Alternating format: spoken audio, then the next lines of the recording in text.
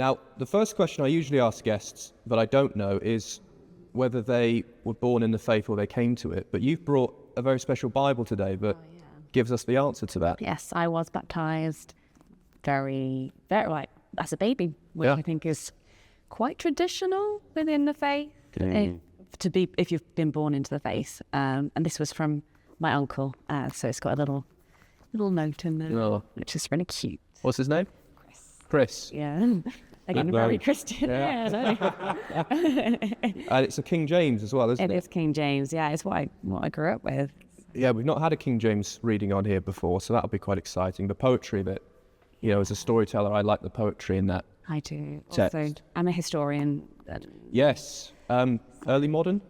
Yeah, medieval. Medieval, apologies. I do both. So before Shakespeare? Pre-Shakespeare mostly, but I am interested in the Civil War as well. Oh, excellent. Because it's fun. I mean, it's probably not fun for everyone involved. Well, it's amazing the effect that language has had on our faith. Yeah. In that way. So before Shakespeare, that would have been before the King James, wouldn't it? So that was 1500s. Yeah. So King James was early 1600s. Right.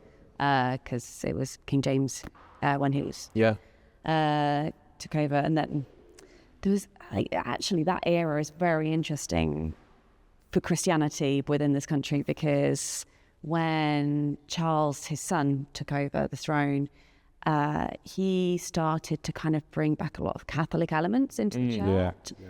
And then the Civil War happened, and there were loads of different sects of Christianity that came out with differing opinions. And I think that's why I'm actually part of the reason I'm so interested in the Civil War, even though my main focus is medieval. It's because of that. That's interesting. Mixing pot. I wasn't really taught the religious element about at school. That's kind of news to me. Yeah. We should do a history podcast. I know, sorry. No, that's fine. So that answers that then. And then what age was it that you realised you wanted to be an actress? I don't know. I would say probably as long as I can remember, but my parents, being sensible parents, were like, go do a sensible degree. And I didn't know any way into acting. I did lots of it. I did dancing and things like that as a kid. And so then I went to university and studied medieval and early modern history. And then whilst I was there, I joined the Drama Society. And we went to Edinburgh with some plays for the Fringe Festival. And then I was just like, I can't. So I discovered that drama schools existed, which I didn't know before. And then I applied and got in, and then the rest is history. And then you were off. So you actually had these two mindsets as far back as you know. You had your faith and then the passion as well. Yeah. Do you think that, did it take you longer to fully accept your faith, or was that always there from an early age? I think I've always... So my upbringing was interesting. My granddad was a vicar. But he only became a vicar when I was like 1 or 2. And my mum was religious, Christian, but my dad was not at all. He was spiritual, but he thought that religion could cause a lot of harm, which can do. Something to be said for that. Something to be said. So I think I've grown up. I have always been very spiritual, really very spiritual, and I also have faith alongside it. And I feel like I know some people really struggle with kind of mixing understandings, but I think because I grew up amongst that, I have an understanding of my own faith in Christianity, because that's the culture I've grown up in, and that's the way that I understand to get to reach God. But I also really respect other people's faiths and their paths to find God. And for me personally, I think that all faiths lead to God. And I know that not everyone agrees with that, but... Well, I do. You're one of the only people so far that I've met that had that similar thought, because we spent a while in the Middle East, and we got to know some really wonderful people who happened to be Muslims, different types of Muslims. And the more that I talked to them as friends, and they became more than friends to us, they became like family, like brothers, you know. And the more I talked to them, the more I felt that we were all worshipping the same God, just in a different way. Do you know, interestingly, I had a dream the other day, and in the dream, I suddenly had this sort of like, what was the Aramaic word for God? And it just like was a thought in my head, and I woke up and I was like, I have to find this out right now. I don't know why. And I looked it up, and it was I'm not sure how to pronounce it, but it's something like Allahia. So Allah, like, and Jesus didn't speak English. No. He didn't say God. Yeah. He probably said something more similar to Allah. Yeah. And just because people have a different word for God doesn't mean that they don't also believe in God. But I am Christian, and my path to God is through our Christian Bible, because those are the lessons I've learned. Yeah, and it works. And it works. Seems to work. Yeah. Absolutely. So how did that Christian faith affect you going through the film industry? We hear a lot of stories about it. You probably know more than I do on that front. But did you ever find that it was a clash, or did it actually work quite nicely together?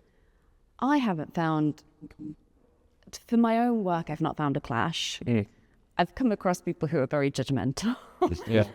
But What, in Christian people or non-Christian people are judgmental? non-Christian people who are very judgmental, particularly post-drama school, I'd meet people who would say things about people of faith that were unkind, and they'd say it thinking that I didn't have faith. Yeah. Not that, people can talk and have opinions, and that's totally, totally fine. But, they would talk about how judgmental Christians are and how silly it is, and how can you think that anything is beyond, and et cetera, et cetera. And I would just be there like, but you're judging, you're being judgmental. Yeah. And actually, they think of, Christians as evangelical and stuff, but I feel like there can be evangelical atheists. I don't know how true this is, but I've also wondered whether part of the reasons that we've got the quite abrupt reactions to Christianity come from, and I could be wrong, because generations ago, maybe when my mum was growing up, there was a much more strict attitude to Christianity, and I think it was maybe rammed down people's throats. Yeah. A little more. It certainly, I've spoken to a lot of Catholic friends of mine who have been to Catholic schools where they've been pretty badly treated by nuns and things like that. And that has created quite a lot of resentment, and they hate what those nuns did to me, how they treated us, Yeah, I think so. I'm not so sure about that as an Anglican. I used to have to stand at school assembly and, sing hymns and then go and get strapped. Apparently, yeah. Apparently it happens. I was talking to our mutual friend who's a curate, and he was telling me that there was an abuse story in a very, very strict Anglican school, specifically. And I was like, really? And he went, oh, it happens. Yeah. He said, I was like, really? I thought that was just the Catholics. He was like, no, it's us as well. So apparently there's still some dogma out there of punishing a child if they don't quite understand the Ten Commandments. But that was generally life in general. When I was young anyway, you used to get corporal punishment, even when I was very young, still hanging people, so it was a part of life anyway to be more severe with people and not listen. But there was this very traditional Church of England all the way through the fabric of your life. You went to Cubs, you went to church parade, Scouts, church parade, Air Training Corps, church parade. The vicar was a chaplain associated with your squadron. He was always visiting. So you were integral with the Church of England, Sunday school, baptism, weddings. Everybody got married in the church. Very, very unusual to get a registry office wedding then, back in the 70s, early 70s. So it was a fabric of life. Yeah. And it's not a fabric of life. It's it's magic, it's weird magic. And Yeah. so who's this God business that just lives up in the sky and who is it? It's magic. And you're not in my tribe if you've got that magic. It's Something we've discussed a lot on the show is about Dad bringing his faith into his work. And it just casually pops up in conversation. Do you find that you bring your faith into your work on film sets and other projects that you do? Does it naturally arise? Do you feel that you need to bring it with you? Or is it something you feel you can leave at home and just be in the sort of the worldly space? It depends on the project. I did a really fun play years, I don't know, 6 years ago now, called Tied to the Vicarage. Oh, I saw that one, yeah. Yeah. And I played the vicar's wife. And it was written by someone who actually was ordained. So, it was Really? very on point and brilliant. And a lot of the rest of the cast weren't of faith. So I think I was the one that they turned to for